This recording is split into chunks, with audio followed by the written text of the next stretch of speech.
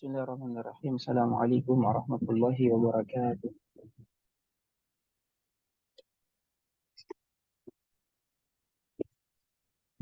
Innal hamdalillah nahmaduhu wa nasta'inuhu wa nastaghfiruhu wa na'udzu billahi min shururi anfusina wa min sayyiati a'malina may yahdihillahu fala mudilla lahu wa may yudlil fala hadiya lahu. Asyhadu an la ilaha illallah wahdahu la syarika lah wa asyhadu anna Muhammadan abduhu wa rasuluhu alladzi la nabiyya wa la rasula ba'da ma ba'd. Wassallallahu subhanahu wa ta'ala an yamuna 'alaina bi'ilmin nafi' wa amalin shalih wa an yufaqqihana fid din وأن يفتح لنا فتوح العارفين وأن يرزقنا الله الإخلاص في الأقوال والأعمال اللهم آمين. رب اشرح لي صدري ويسر لي أمري واحلل عقدة من لساني يفقهوا قولي. Alhamdulillahirabbil alamin, segala puji hanya bagi Allah Subhanahu wa taala. Salawat serta salam semoga senantiasa terlimpah curah kepada baginda Rasulullah sallallahu alaihi wasallam, pada keluarganya, pada sahabatnya, dan semoga kita semua termasuk ke dalam golongan umat beliau yang mendapatkan syafaatnya kelak di yaumul qiyamah. Amin amin ya Allah ya rabbal alamin. Ikhwani wa akhwati fillahi rahimakumullah. Insyaallah pada kesempatan sore hari ini kita melanjutkan kembali kajian kita masih dalam kitab kedua, yaitu bab as-sunnah, ya, kitab as-sunnah. Sekarang kita masuk ke dalam pembahasan isnadu wahidil khabari ma'a irsalil baqid, yaitu memutasilkan satu hadis dengan kemursalan yang lainnya. Ini masih ada kaitannya dengan pembahasan minggu lalu, dengan Selasa kemarin, yaitu terkait dengan ziyadatus thiqat.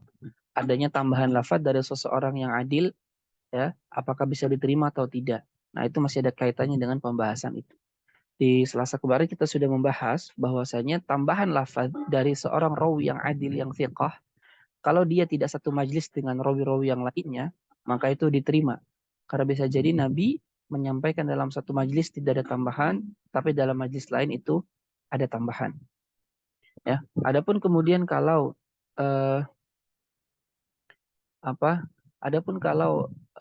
satu majlis, maka dilihat dulu. Kalau tambahan itu ditambahkan oleh orang yang lebih thiqah, maka diterima.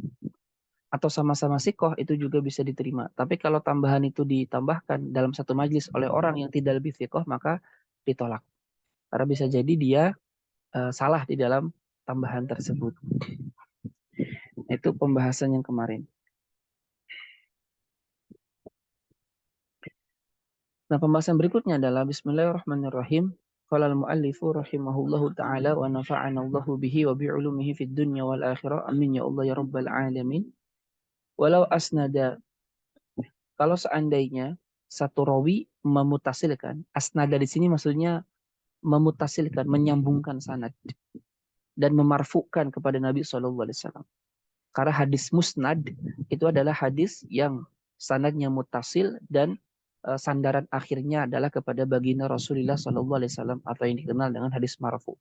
Jadi hadis musnad syaratnya dua, satu satu sanadnya mutasil, yang kedua sandaran akhirnya kepada Nabi SAW.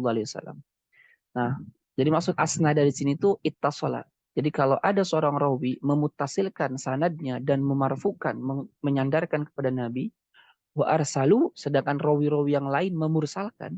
Ya, mursal itu adalah masa qata isnaduhu ba'da tabi'in. Hadis mursal itu adalah hadis yang gugur setelah tabi'in. Ya, jadi tabi'in langsung meriwayatkan kepada Nabi. Itu namanya hadis mursal. Jadi sehingga tidak diketahui yang gugur ini apakah tabi'in, sikoh atau tidak. Nah, karena ada beberapa kemungkinan, maka hadis mursal itu menurut mayoritas ulama muhaditsin tertolak. Karena adanya kemajhulan, tidak diketahuinya siapa yang digugurkan itu. Sedangkan syarat hadis sahih adalah rawinya itu harus adil dan dobit. Sedangkan kalau rawi yang digugurkan tidak diketahui keadaannya. Jadi itu hadis mursal. Hadis yang gugur sanadnya setelah tabi'in. Jadi tabi'in langsung menyandarkan kepada Nabi SAW. Padahal tabi'in tidak pernah bertemu dengan Nabi SAW. Jadi kalau ada satu rawi memutasilkan sanadnya dan memarfukan kepada Nabi SAW, sedangkan rawi lain yang meriwayatkannya mursal, asnadal khabaru ila nabiyyi wahidun, yaitu satu khabar usnida, ya, satu khabar disandarkan kepada Nabi oleh asnada al khabara ila nabiyyi wahidun. satu khabar itu disandarkan kepada Nabi Shallallahu Alaihi Wasallam oleh satu orang rawi, bi'an lam yadhkuru as-sahabi, ya, dengan catatan dia tidak menyebutkan nama sahabatnya, wa arsalahu al-baqun aw rafa'ahu waqafu. Sedangkan rawi lain itu, rawi-rawi yang lain itu memursalkannya, ya. Aw rafa'ahu waqafu, atau ada satu rawi memarfukan satu hadis, sedangkan rawi yang lain memaukufkan. Jadi kalau marfu itu hadis yang sandaran akhirnya kepada Nabi, jadi qala Rasulullah. Kalau mauquf adalah hadis yang sandaran akhirnya kepada sahabat, jadi qala sahabat. Jadi itu adalah perkataan atau perbuatan sahabat. Jadi kalau ada hadis disandarkan kepada perkataan atau perbuatan sahabat, itu namanya hadis mauquf. Nah, ini berbeda dengan hadis marfu. Kalau marfu adalah hadis yang perkataan dan perbuatannya itu disandarkan kepada Nabi Shallallahu Alaihi Wasallam. Ay rafa'a al-khabara ila Nabi sallallahu alaihi wasallam wahidun wa waqafa al-baqun ala sahabi. Nah, kayaknya ini salah ini ya. Bi an lam yadhkuru sahabi itu harusnya setelahnya. Karena kalau tidak, mereka tidak menyebutkan sahabat itu di mursal. Harusnya begini.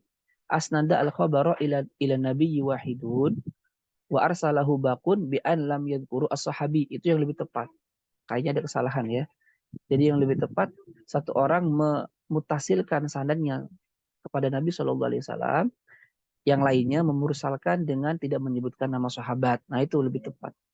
Sebagaimana di sini nih, yang namanya marfu itu adalah satu orang menyandarkan hadis itu kepada Nabi Shallallahu Alaihi Wasallam, wa waqafa al-baqun. Sedangkan rawi-rawi yang lain memaukufkan ala sahabi kepada sahabat. Au min duni, atau orang di bawah sahabat, yaitu tabi'in. Kalau disandarkannya kepada tabi'in, istilahnya bukan lagi maukuf ya, tapi maqtu'. Kalau maqtu berarti hadis yang disandarkan kepada perkataan atau perbuatan tabi'in, itu maqtu. Ya, maka ziyadah, maka hukumnya sama seperti ziyadatu as-siqat. Jadi hukumnya sama seperti tambahan. Sama seperti hukum sebelumnya. Kalau ada rawi meriwayatkan hadis dengan adanya tambahan lafaz yang tidak disebutkan oleh rawi yang lain, maka tambahan ini disebut ziyadah. Nah, dalam kasus ini pun sama. Ketika ada satu orang rawi memutasilkan, sedangkan rawi yang lain yang banyak itu mursal, maka yang memutasilkan ini dianggap sebagai ziyadah, tambahan. Begitu juga kalau ada rawi yang lain itu memaukufkan hadisnya, sedangkan ada satu rawi memarfukan. Nah, maka yang memarfukan ini dianggap sebagai ziyadah. Ayfal isnadu awi raf'u ka ziyadati fi ma marra min tafsil wal khilaf wa ghairihima. Jadi hukumnya sama rinciannya dengan yang sebelumnya. Ya. Artinya kalau satu majelis, kalau berbeda majelis, maka tambahan itu diterima. Kalau dalam satu majelis dilihat, kalau tambahan itu ditambahkan oleh orang yang thiqah atau lebih thiqah, maka diterima. Tapi kalau tidak thiqah, maka ditolak. Ya, dan seterusnya. Sama dengan penjelasan yang sebelumnya. Nah, tinggal dilihat aja nanti sebetulnya kalau dalam kajian hadis, kalau ada satu riwayat mauquf, ada satu riwayat marfu, tinggal dilihat.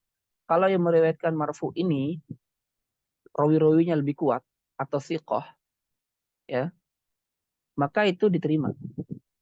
Tapi kalau rawi-rawi yang marfu ini tidak lebih thiqah daripada yang mauquf, maka rawi yang marfu ini bisa dianggap sebagai syadz. Ya, syadz karena menyelisihi periwayatan yang lebih thiqah dari dirinya. Seperti itu. Tinggal dilihat aja seperti itu ya. Nanti dalam kajian hadis itu seperti itulah kurang lebih. Nanti tinggal dicek bagaimana dari sisi kekuatannya. Kemudian juga dari sisi siapa perawinya. Ya. Kemudian dari sisi intinya kayak tadi. Kalau rawinya ini lebih thiqah, maka bisa diterima. Nah, itu dianggap sebagai ziyadah. Ziyadatul thiqat. Tambahan dari rawi thiqat itu makbulah diterima. Tapi kalau yang menambahkannya itu adalah rawi yang daif, atau lebih bawah daripada rawi-rawi lain yang banyak yang meriwayatkan dari sisi kefikohan, maka tertolak karena dianggap sebagai hadis syadz, bahkan disebut hadis mungkar.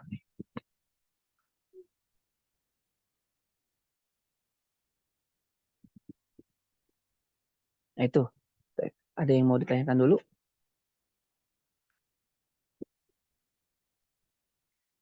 Cukup ya.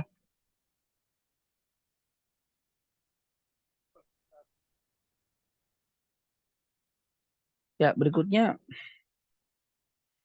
eh, hamlu sahabi hamala sahabiyun marwiyahu ala ahadi mahmalaihi. Seorang sahabat itu membawa arah pemaknaan apa yang diriwayatkannya kepada salah satu daripada dua makna yang ada. Jadi pembahasan berikutnya adalah apabila ada suatu hadis, hadis ini mustarok contohnya. Lafadznya itu mustarok, memuat makna lebih dari satu. Nah, kemudian sahabat ini mengambil salah satu makna itu. Pertanyaannya, pengambilan makna oleh sahabat itu bisakah diambil atau tidak? Atau kita tetap dalam kemustarokan hadis tersebut? Wa idza hamala sahabiyyun marwiyahu ala ahadi mahmalaihi humila alaihi in tanafaya.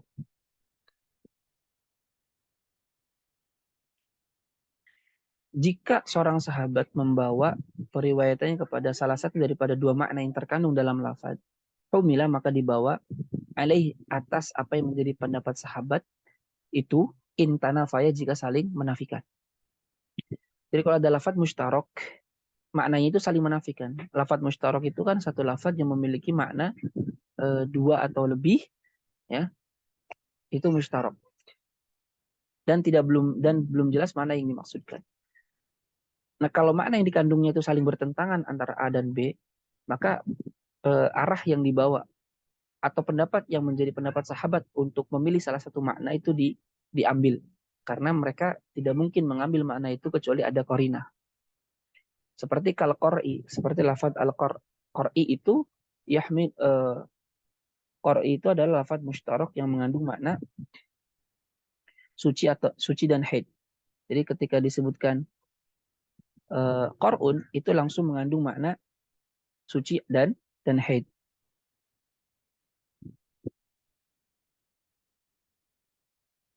Ya. Nah, kalau qur'i seperti lafaz qur'i yahmiluhu ala tahri awil haid. Dibawa itu makna qur'i kepada suci atau haid. Ya, li'anna zahir annahu innama hamaluhu alaihi liqarinatin. Karena yang zahirnya sahabat membawa salah satu makna tersebut kepada makna yang satunya itu semata-mata ada qarinah. Ya, contoh sahabat meriwayatkan suatu hadis, di dalamnya ada lafaz Qur'un. Kemudian sahabat mengarahkan lafaz Qur'un itu kepada makna suci contohnya. Maka itu diterima pemaknaan suci tersebut dari Qur'un. Karena sahabat tidak berpendapat seperti itu kecuali karena adanya indikator yang menunjukkan ke sana. Karena lafaz Qur'un maknanya ada dua dan saling bertentangan. Suci dan haid. Ini kan dua makna yang saling bertentangan. Sedangkan Imam Ishaq Ar-Razi, Syekh Abu Ishaq Ash-Shirazi mengatakan tawakuf dalam masalah ini beliau tawakuf abstain tidak berpendapat. Kenapa? Lihtimali an yakuna hamluhu limuwafaqati ra'yihi aw liqarinatin. Karena ada kemungkinan sahabat ini membawa kepada salah satu makna itu karena sesuai dengan pandangannya atau memang karena ada indikator tertentu. Nah, wa kharaja bis sahabi dikecualikan dari sahabat ghairuhu adalah selain sahabat. Nah, jadi kalau tabi'in yang berpendapat tidak bisa diterima. Jadi pembawaan makna ini hanya diterima ketika yang membawa makna ini, yang memilih makna ini adalah seorang sahabat. Kalau tabi'in tidak. Wa illa ay wa in lam yatanafaya. Kalau dia satu lafaz punya makna dua, tetapi maknanya tidak saling bertentangan, ya. Fakal mushtarak seperti lafaz mushtarak fi hamlihi ala ma'nayaihi, seperti lafaz mushtarak di dalam membawa kepada salah satu di antara dua maknanya, ya. Wa huwa al-asah kama marra, dan itu pendapat yang lebih benar sebagaimana yang dijelaskan. Apa itu? Kita udah bahas kalau lafaz mushtarak, ya, lafaz mushtarak itu lafaz yang dia satu lafaz tapi mengandung makna yang banyak.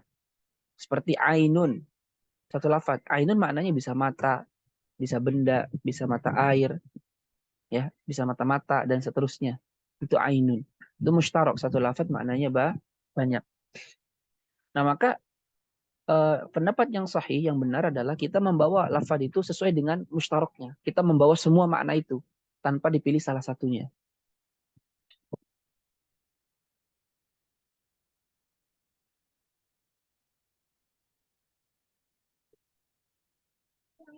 Ya. kecuali ada indikator atau ada dalil lain yang menunjukkan kepada makna yang dikehendaki.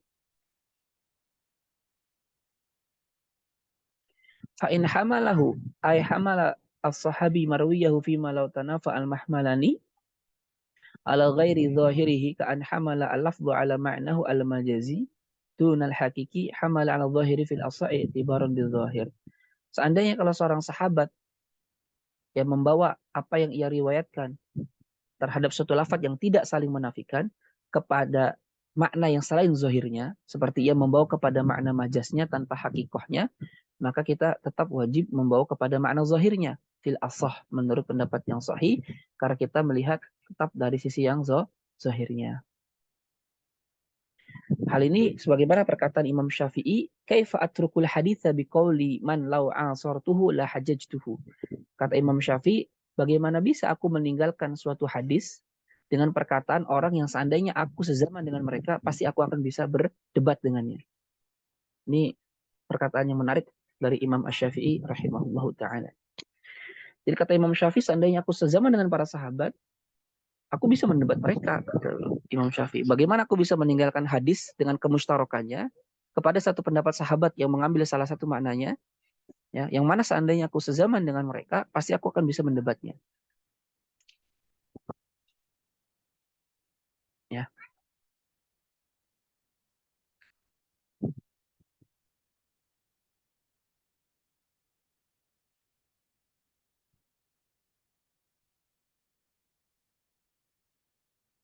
Nah, amma idza lam yatanafa, ya, yang diulang lagi ya. Adapun apabila tidak saling menafikan makna lafadznya, fa zahirun, maka yang zahir hamluhu ala haqiqatihi wa majazihi. Maka yang zahir ya membawanya sesuai dengan hakikat dan majaznya.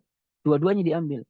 Binaan ala rajih min isti'mali lafzi fihima. Berdasarkan pendapat yang rajih dalam madhab Syafi'i kan, bahwa kita boleh menggunakan keduanya dalam lafadz mustarak.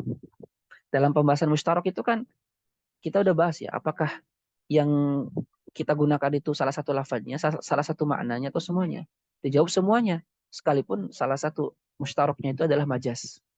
Ya, diambil semuanya, mencakup semuanya daripada lafadz mustarok tersebut. Jadi makna yang terkandung dalam lafadz mustarok semuanya diambil. Gitu.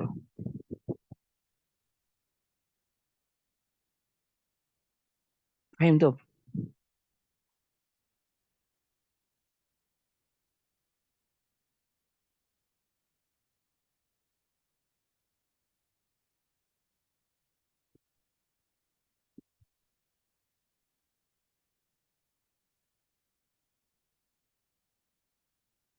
Cep, ada yang tanyakan dulu?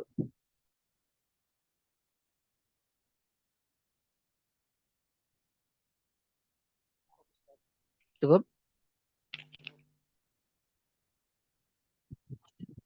Cep. Nah, berikutnya itu adalah masuk ke dalam pembahasan kriteria rawi yang bisa diterima dan tidak bisa diterima. Ya, man tuqbalu riwayatuhu wa man la tuqbal. Rawi atau orang yang bisa diterima riwayatnya dan tidak bisa diterima. Ini kalau dalam pembahasan ilmu hadis masuk ke dalam kategori ilmu jarh wa ta'dil, yaitu kategori rawi mana yang bisa diterima riwayatnya dan mana rawi yang tidak bisa diterima. Ya, memang di sini ada sedikit perbedaan lah dengan ulama hadis, karena ini kan usul ya, ciri khasnya ulama usul gitu. Makanya ada beberapa perbedaan dengan ulama hadis. La yuqbalu, tidak bisa diterima fir riwayati, dalam periwayatan, mukhtalun, orang yang cacat, fi aklihi, dalam akalnya, kama jununin, seperti gila. Wa in taqatta'a jununuhu, sekalipun gilanya sesaat atau putus-putus, ya.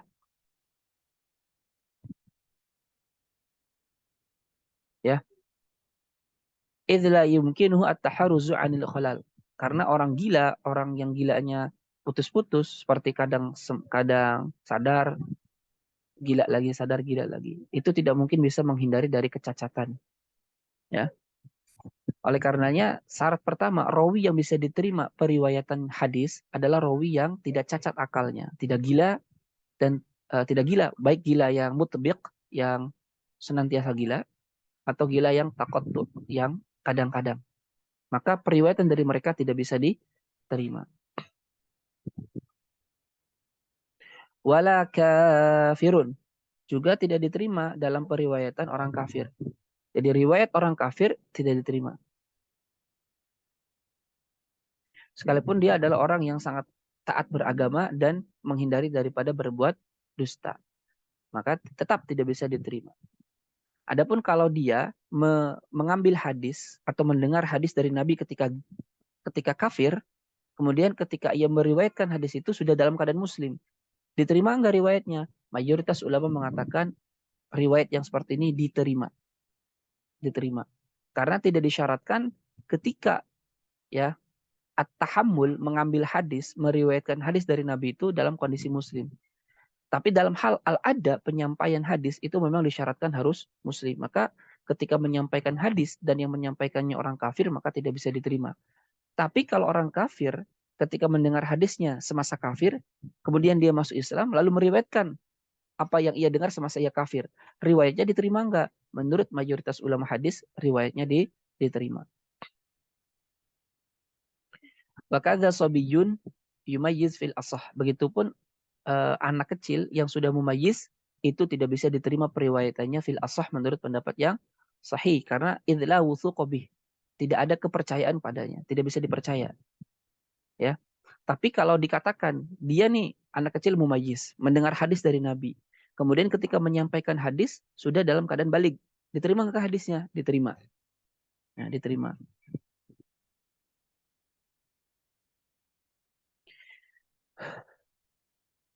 Wal asah pendapat yang sahih anahu bahwasanya yuqbalu diterima sobiyun mumayyizun, anak kecil yang sudah mumayyiz, ya.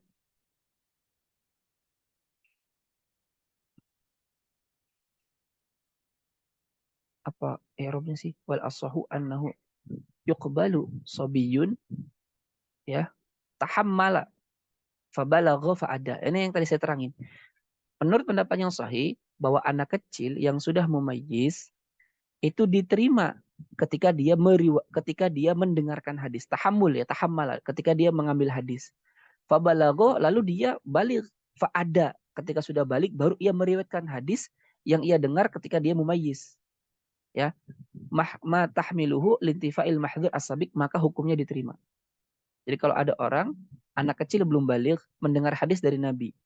Kemudian dia balik lalu ketika balik dia meriwayatkan hadis yang ia dengar semasa ia mumayyiz. Hadisnya diterima enggak? Jawabannya menurut mayoritas ulama periwayatannya diterima.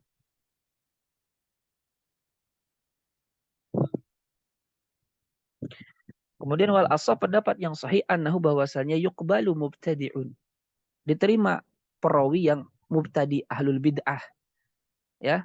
Mubtadi yuharrimul kadhiba ahlul bid'ah yang dengan syarat mengharamkan kedustaan. Maka ditolak periwayatan Syiah Rafidhah. Karena Syiah Rafidhah berpendapat berdusta atau taqiyah itu adalah bagian dari agama, sesuatu yang diperbolehkan. Maka kalau rawinya ahlul bid'ah dan ahlul bid'ah ini termasuk yang membolehkan pendustaan seperti Syiah Rafidhah, maka tertolak. Tapi kalau rawinya adalah ahlul bid'ah seperti Mu'tazilah, Khawarij, Murji'ah, Jabariyah, Nasibiyah, yang itu mengharamkan kedustaan, walaisa bid'a'iyatin, dan dalam periwayatannya juga tidak menyerukan kepada kebid'ahannya, wala yukaffaru bibid'atihi, dan bukan terkategori kafir akan kebid'ahannya, dan ia termasuk sikoh, maka diterima hadisnya. Maka diterima hadisnya. Dan banyak sekali dalam Sahih Bukhari, Sahih Muslim, dan kutub-kutub yang lain, kutub-kutub hadis yang lain, para perawi yang berasal dari kalangan ahlul bid'ah. Seperti Murji'ah, Mu'tazilah, Syiah, Khawarij, Nasibiyah. Itu bertebaran para perawi itu dalam kitab-kitab sunnah. Kitab-kitab hadis ahlus sunnah wal jamaah. Kenapa? Karena kalau rawinya ahlul bid'ah tidak serta-merta ditolak. Kalau ahlul bid'ahnya adalah tidak sampai terkategori kafir, ya, kemudian dia tidak menyerukan dalam periwayatannya kepada kebid'ahannya, bukan termasuk yang menghalalkan kedustaan, dan dia thikoh, maka diterima periwayatannya. Dalam Musnad Asy-Syafi'i itu banyak sekali Imam Syafi'i mengutip hadis dari gurunya yang itu adalah seorang Mu'tazilah, ya, Abdurrahman ibn Yahya kalau tidak salah. Yang mana banyak sekali ulama mengatakan dia pendusta. Bahkan Imam Malik kadzab gitu. Tapi Imam Syafi'i tetap mengambil, ya. Dan itu diterima. Kenapa? Karena Imam Syafi'i yang lebih mengetahui tentang kondisi gurunya ini ketimbang yang lain. Sedangkan kan al-jarhu la yuqbalu illa idza kana mufassaran. Kritik atau jarah terhadap seorang rawi tidak bisa diterima kecuali kalau jarahnya itu dijelaskan alasannya kenapa. Kalau tidak dijelaskan alasannya, sedangkan dia berhadapan dengan ulama lain, sikoh yang mensikohkan ulama ini, maka tertolak jarah ini. Ya. Nabi khilafi man la yuharrimul kadzib. Berbeda dengan ahlul bid'ah yang tidak mengharamkan kedustaan. Au yakunu da'iyatan. Atau ahlul bid'ah yang menyerukan kepada kebid'ahannya dari periwayatan tersebut. Bi'an yad'uan nasa ila bid'atihi. Dengan cara dia menyeru manusia, mengajak manusia ke dalam kebid'ahannya. Au yukafiru bibid'atihi. Atau dia termasuk orang yang dikafirkan akan kebid'ahannya. Seperti Syiah Ismailiyah yang menganggap ada Tuhan lain, atau Nabi itu adalah Nabi Sayyidina Ali, ya, atau seperti Dursh, atau seperti orang-orang lain yang kebidahannya itu sudah mengeluarkan mereka dari keimanan, maka tidak diterima rawi-rawi yang seperti ini.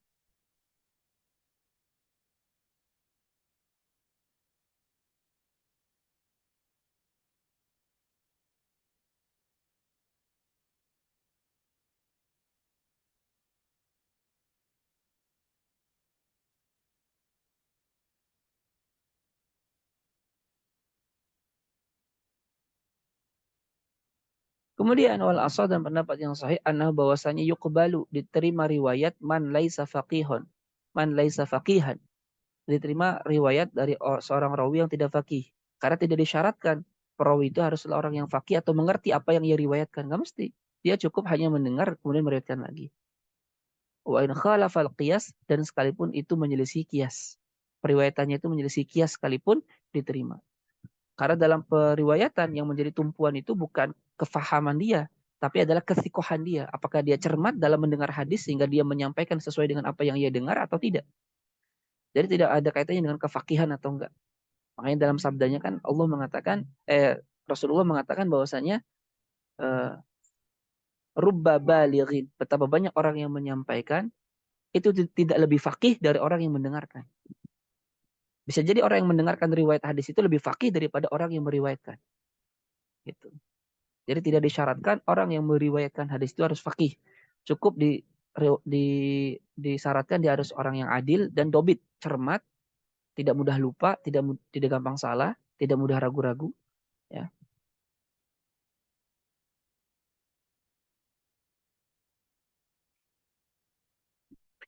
Kemudian wal asal menurut pendapat yang sahih annahu bahwasanya yuqbalu diterima mutasahilun, orang yang bermudah-mudahan fi ghairil hadis, di selain hadis, bi an yatasahala fi hadisinas. Contoh dia sangat bermudah-mudahan dalam membawa informasi manusia, ya bukan dalam hadis. Wa yataharrazu fil hadis nabawi. Tapi ketika meriwayatkan hadis dia sangat berhati-hati. Nah, itu diterima rawi yang seperti itu, ya. Karena aman ketika itu. Kecuali kalau dia bermudah-mudahan dalam hadis, maka fayurad itu tertolak.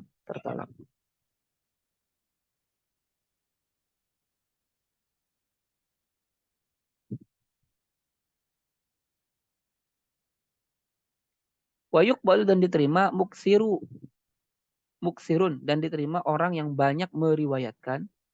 Wa inna darat mukhalatuhu lil muhadditsin, sekalipun eh, apa sekalipun pergaulannya ia dengan ahli hadis itu jarang. In'am karena tahsilu dzalikal qadar, jika memang memungkinkan dia mampu mendapatkan hadis dengan sejumlah tersebut, yaitu sejumlah yang banyak yang ia riwayatkan pada masa itu. Fa in lam yumkin lam yuqbal fi syai'in mimma rawahu li dhuhuri kadhibi fi ba'din la na'lamu ainahu. Kalau tidak memungkinkan dengan waktu segitu, dengan keadaan dia seperti itu mendapatkan hadis yang banyak sebegitu, maka tidak diterima. Karena ketika itu diketahui berarti dia berdusta. Dia membuat-buat hadis yang seyogyanya dengan jarak segitu, dia tidak mungkin bisa mengambil hadis sebanyak itu. Ya, tapi kalau dia memang banyak meriwayatkan hadis dan sekalipun dia itu jarang berkumpul dengan para ahli hadis, tetapi secara kemungkinan memungkinkan dia untuk mengumpulkan hadis segitu, maka diterima.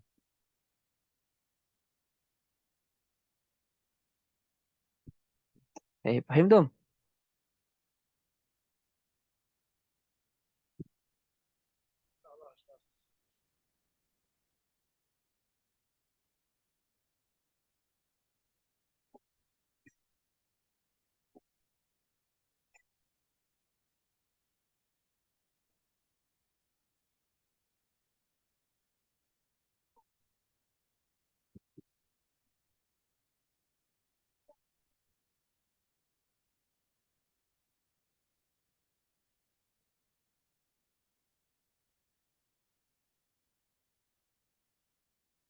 Dinaikkan dulu, tidak ada.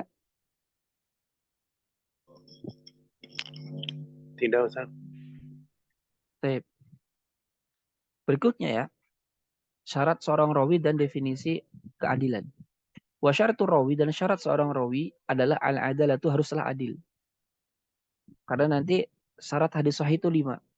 Sanadnya mutasil, rawinya adil, rawinya dhabit, tidak ada syad dan tidak ada ilat atau selamat daripada ilat yang mencederai kesahihan hadis. Maka syarat seorang rawi itu praktis 2, adil dan dhabit. Nah, makanya wasyaratul rawi dan syarat seorang rawi adalah al-adalatu adil. Wahiyah dan adil itu lughatan secara bahasa at-tawassut, mengambil jalan tengah. Wasyar'an sedangkan secara syariat adil itu adalah bimakna al-syamilil muru'ah. Bermakna sesuatu yang mencakup makna muru'ah, kehormatan. Definisi adil itu adalah malakatun tamna'u iqtirafa al-kabair wa sagari il-khissah. Jadi namanya adil itu adalah kemampuan dalam diri ya untuk mencegah dari melakukan tindakan dosa besar atau terus-menerus melakukan dosa kecil yang mana dosa kecil ini saking banyaknya mengalahkan ketaatan dia kepada Allah. Maka itu namanya adil. Jadi adil adalah orang yang bisa mencegah dari berbuat dosa besar atau dosa kecil. Kasari kotil lukumatin, seperti mencuri satu suapan doang. Watatfifi tamrotin atau tatfif. Tatfif itu apa? Memetik satu kurma ya. Waradhail al-mubah atau perkara-perkara hina yang mubah. Ya. Kabaulin bitorikin seperti kencing di jalan. Itu hukumnya makruh. Ya, makan di pasar tanpa tanpa dengan orang pasarnya dan selesai dan lain-lain yang itu bisa mencederai kewibawaan.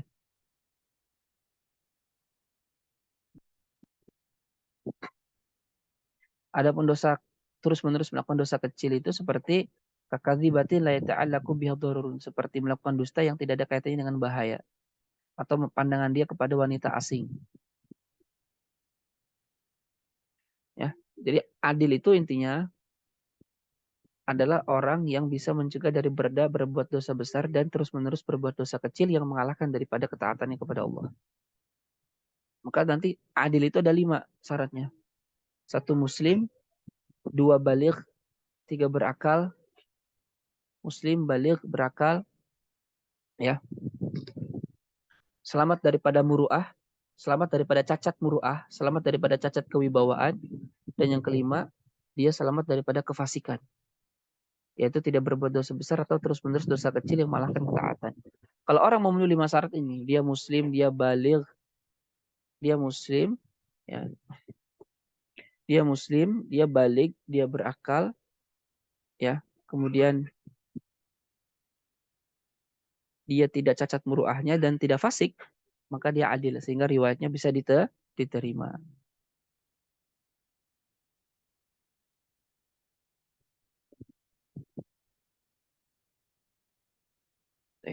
Himtum?